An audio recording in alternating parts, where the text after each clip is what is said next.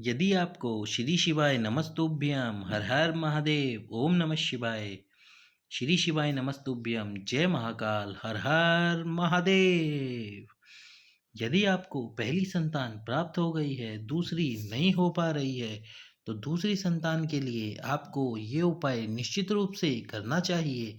कैसे करना है उपाय? 11 सोमवार का है विशेष उपाय, 11 रुद्रों का और 11 सोमवार का उपाय। यदि आपने नियम से कर लिया इस उपाय को, तो फिर आपको दूसरी संतान प्राप्त करने से कोई नहीं रोक सकता। छठवें सोमवार में ही आपको खुशखबरी मिल जाएगी, चाहे कितने दिन बीत गए हो या कितने वर्ष हो चुके हो पहली संतान के बाद। अब ये उपाय करो, दूसरी संतान प्राप्त होगी आपको। तो चलिए कैसे करना है उपाय हम आपको बता देते हैं, पर उससे पहले वीडियो को लाइक करो, चैनल को सब्सक्राइब करो, वीडियो को शेयर करो। सोमवार के दिन बेलपत्री के वृक्ष के नीचे, कहाँ पर? बेलपत्री के वृक्ष के नीचे आपको क्या करना है, एक छोटा सा कुंड बनाना है। वहाँ की मिट्टी को हटा के एक छोटा सा कुंड बनाइए। अब इस कुंड के अंदर जल डालिए।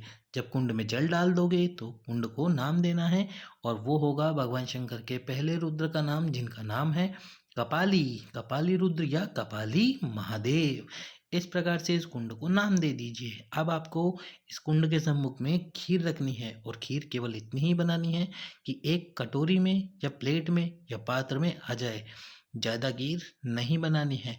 कुंड के सम्मुख में रखिए, प्रार्थना कीजिए कपाली रुद्र या कपाली महादेव के नाम से, और फिर प्रार्थना करने के बाद में कपाली महादेव रुद्र से बोलिए कि हमें दूसरी संतान प्राप्त कराइए। और इसके बाद में ये जो आपने खीर रखी है, इस खीर को यहीं रखे रहने दीजिए।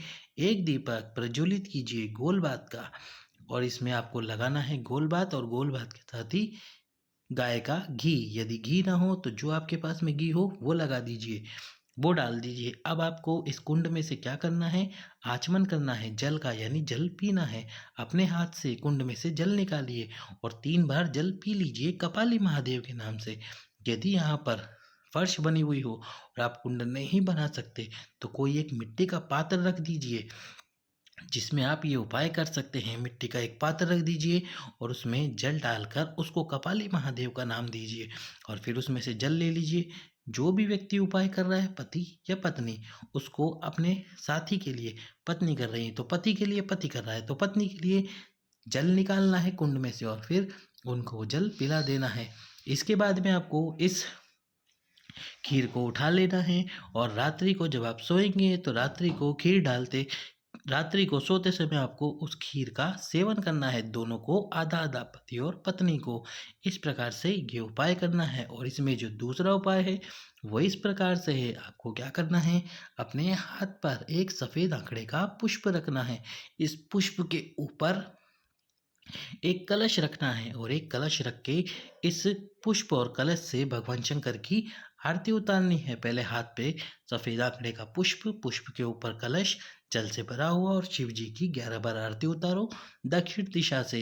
11 बार आरती उतारते समय प्रत्येक बार आपको भगवान शंकर के रुद्र का नाम लेना है। तो जैसे 11 बार में पहली बार आपने आरती घुमाई, भगवान शंकर के पहले रुद्र कपाली का नाम लिया, इस प्रकार दूसरे रुद्र का नाम लो। 11 बार आरती उतारने के बाद में दूसरी संतान के लिए कामना करो।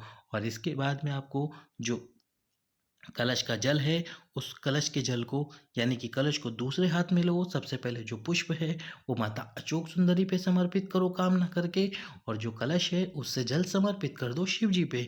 दूसरे सोमवार को दूसरे रुद्र के नाम से जब उपाय करोगे, तो आपको फिर से सोमवार के दिन प्रदोष काल में ये उपाय ज़रूर करना है।